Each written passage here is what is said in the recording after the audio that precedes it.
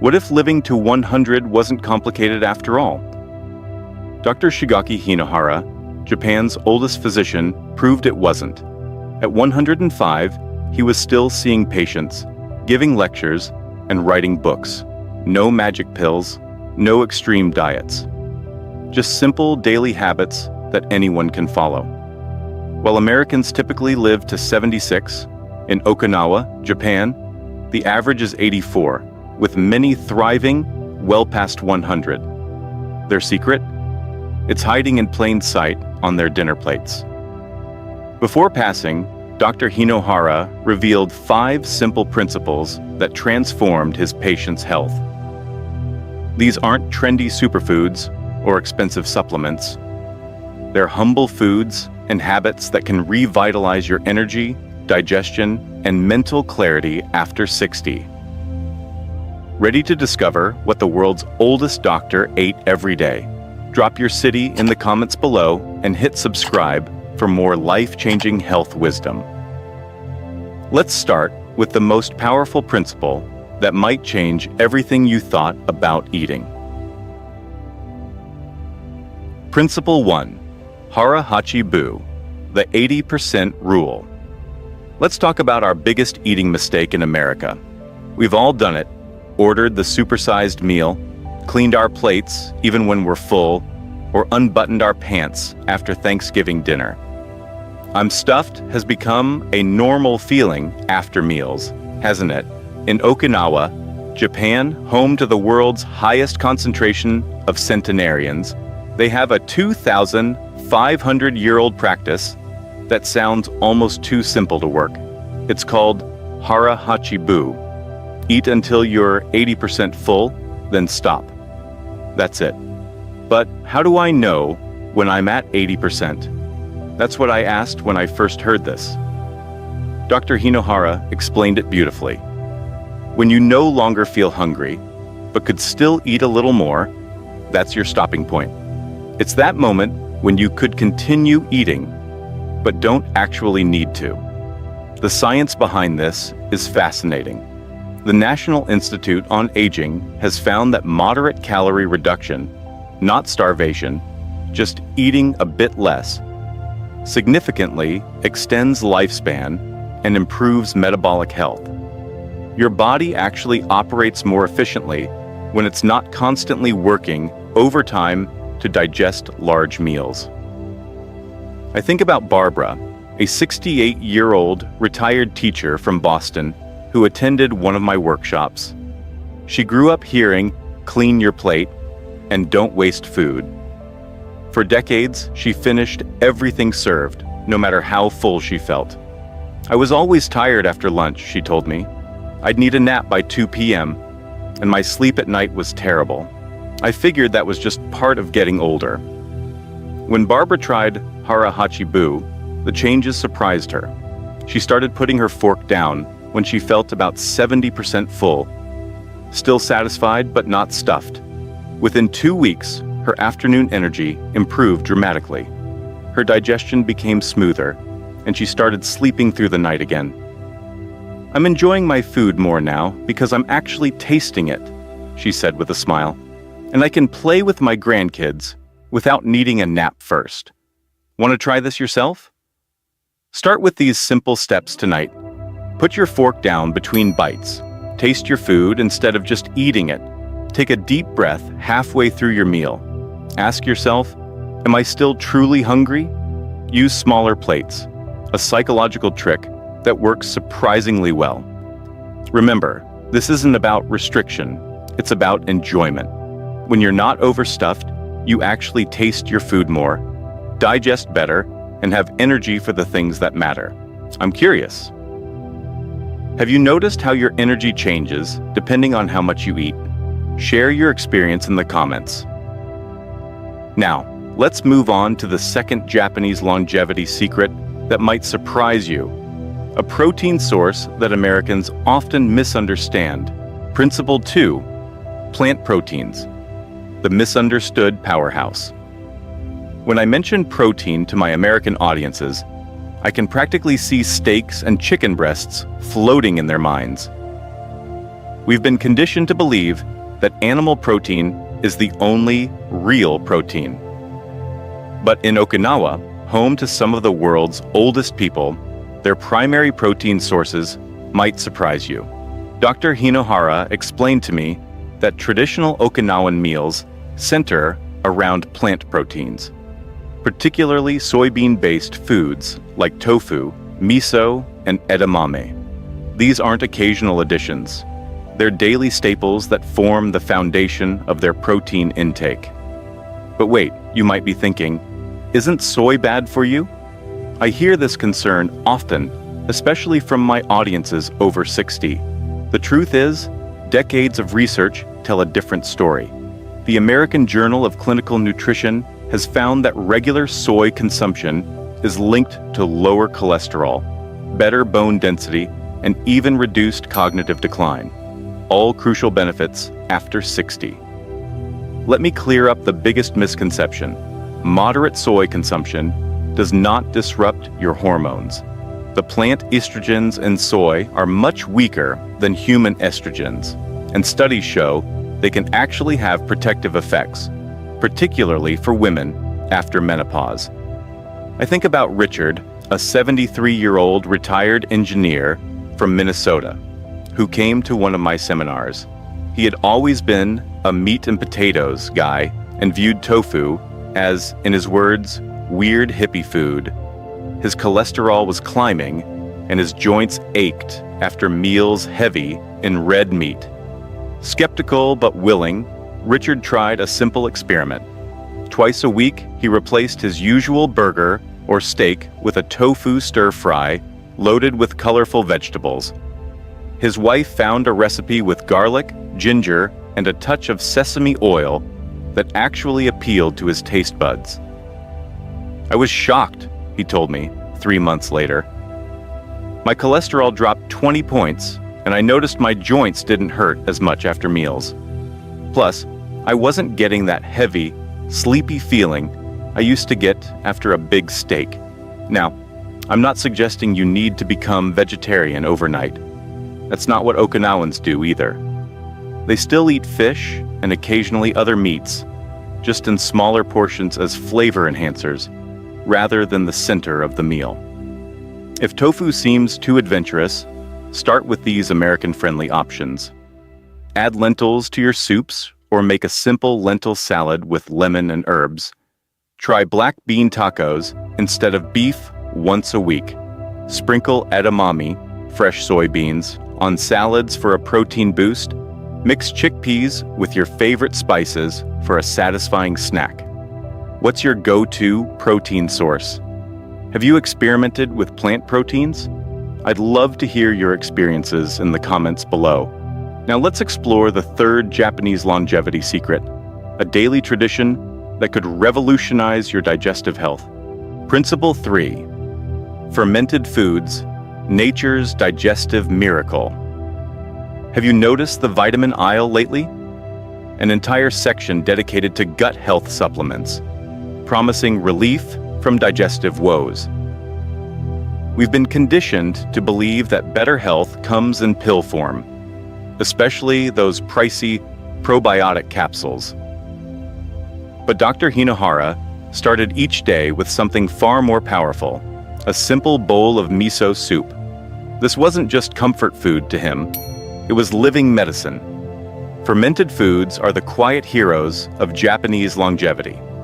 While Americans pop probiotic pills, Okinawan centenarians consume fermented treasures like miso, natto, fermented soybeans, and tsukemono, pickled vegetables, with almost every meal. These aren't occasional health foods, they're daily staples.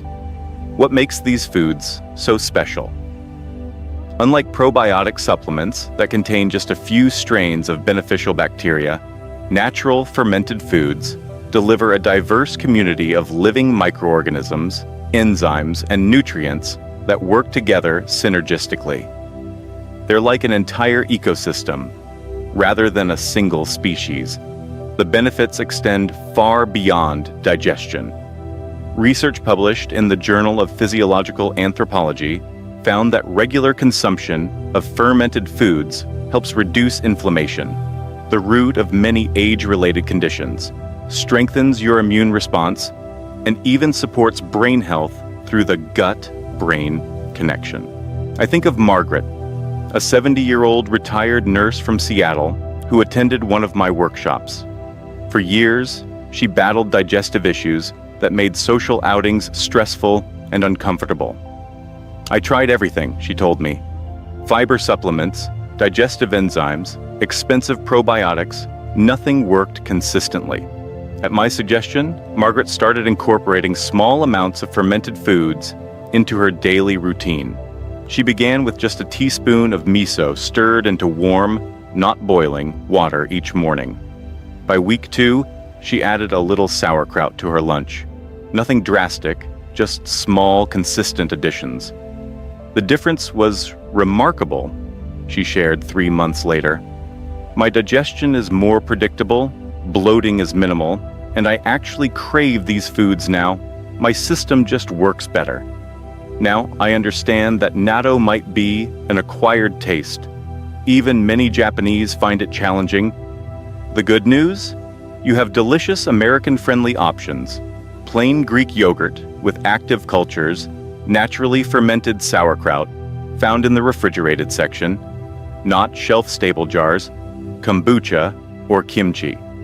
Start small. Even a tablespoon daily can make a difference. Add sauerkraut to your sandwich, enjoy a small cup of yogurt with berries, or sip miso broth before dinner. These tiny additions can transform your digestive health. What about you? Have you tried incorporating fermented foods into your meals? I'd love to hear which ones appeal to you most. Share in the comments below. Now, let's explore the 4th Japanese longevity secret. A carbohydrate that might change how you think about diet food forever. Principle 4. Smart carbs, the sweet potato secret. Cut the carbs. How many times have you heard this advice? In our diet-obsessed culture, carbohydrates have become public enemy number 1. Many of my clients over 60 have eliminated potatoes, rice, and bread entirely, believing this sacrifice is necessary for good health. Dr. Hinohara would have gently disagreed. In fact, one of the cornerstones of the Okinawan longevity diet is a carbohydrate, the Japanese purple sweet potato. It's not just an occasional treat, it provides up to 60% of traditional Okinawans' daily calories. Yes, you read that right. These centenarians thrive on a diet where the majority of calories come from a starchy vegetable. But not all carbs are created equal. The vibrant purple sweet potatoes of Okinawa are nutritional powerhouses containing anthocyanins, the same compounds that give blueberries their superfood status. These potent antioxidants protect your blood vessels, fight inflammation, and may even slow cognitive decline. Unlike processed carbs that spike your blood sugar, sweet potatoes have a lower glycemic index, delivering steady energy without the crash. They're also rich in fiber, which feeds those beneficial gut bacteria we just discussed, creating a perfect synergy between these longevity principles. The National Institutes of Health has conducted extensive research on these compounds, finding that anthocyanin-rich foods can improve blood vessel function by up to 28% and significantly reduce inflammatory markers in adults over 65. That's not just interesting science, it's protection for your heart, brain, and joints. I think of James, a 69-year-old retired accountant from Chicago with pre-diabetes. His doctor had warned him about carbohydrates, so he eliminated them almost entirely. I was doing everything right, he told me, but I felt terrible. No energy, constant cravings, and my blood sugar was still unstable. When James learned about the Okinawan approach, he was skeptical but willing to experiment. He began incorporating small portions of sweet potato, about half a cup with his lunch, a few times a week. not fried or covered in marshmallows, just simply baked or steamed. Within 2 weeks, something remarkable happened, James shared. My energy became more consistent throughout the day. The intense cravings subsided, and surprisingly, my blood sugar readings were more stable than they'd been in months. While the purple varieties might be hard to find in some areas, orange sweet potatoes offer many similar benefits. Try them baked with a touch of cinnamon, steamed and lightly mashed, or roasted with a drizzle of olive oil and herbs. For those monitoring blood sugar, pair them with a protein source like Greek yogurt or a small portion of fish to further moderate the glycemic impact. What's your experience with sweet potatoes? Have you been avoiding them, or are they already a favorite? Share your thoughts or favorite preparation method in the comments. Now, let's explore the fifth and perhaps most surprising principle from Japan's oldest doctor, something even more powerful than what's on your plate. Principle 5, the rhythm of life, joy as medicine. Before we conclude, I need to share what might be Dr. Hinohara's most powerful insight, a principle he valued even more than what was on his plate. You see, we Americans have become masters at complicating health. We count macros, track steps, analyze sleep patterns, and yet we miss something fundamental that Okinawan centenarians understand instinctively. When I asked Dr. Hinohara the secret to his longevity and sharp mind at 105, his answer surprised me. He didn't list supplements or exercises. He smiled and said simply, "I have fun every day." This wasn't just a pleasant sentiment, it was his deliberate life philosophy. While many health experts talk about what to eat, Dr. Hinohara focused equally on how to live. He maintained a beautifully simple daily rhythm that nourished his body and spirit. Rising with the sun, he began each day with a light breakfast, often just coffee, olive oil, and orange juice, and some reading. He took the stairs instead of the elevators. He kept working, seeing patients, giving lectures, writing books, well into his hundreds. Don't underestimate the power of fun, he would say. People who know how to play and laugh don't get old mentally. Compare this to our Western approach. We're perpetually rushed, stressed, and serious about health. We follow strict regimens, yet often without joy. We separate health practices from enjoyment, as if they're opposing concepts. We forget that happiness itself is healing. I think of Elizabeth, a 71-year-old retired teacher from Florida. When I first met her, she carried a notebook documenting everything she ate. Her life had become a series of health rules. No sugar, no gluten, strict meal times, yet she felt anxious and isolated. "I'm doing everything right," she told me, "but I'm miserable. Is this what healthy aging is supposed to feel like?" What transformed Elizabeth wasn't a new superfood. It was adopting a rhythm that included daily pleasure. She began taking morning walks with a friend rather than solitary power walks for exercise. She joined a gardening club where they laughed as much as they planted. She rediscovered cooking as a creative joy rather than a nutritional obligation. 6 months later, her blood pressure had improved more than when she was following her strict regimen. "I feel younger now at 71 than I did at 65, she shared, "and surprisingly, I'm actually eating healthier because I enjoy the process." Dr. Hinohara would have approved. His prescription would be simple. Find your rhythm. Create daily moments of genuine pleasure. Walk when you can. Stay curious. Share meals with others. Work at something meaningful no matter your age. And smile, not just for photos, but as a practice. This isn't just feel-good advice. Research from Harvard Medical School confirms that people with a strong sense of purpose and positive outlook live an average of 7.5 years longer than their more pessimistic counterparts. Your mindset literally alters your physiology. What brings you genuine joy? Is it reading, gardening, music, time with grandchildren? Whatever it is, it's not a luxury. It's essential medicine. Make space for it every single day. I'd love to know, what's one small source of joy you could add to your daily rhythm? Share in the comments below.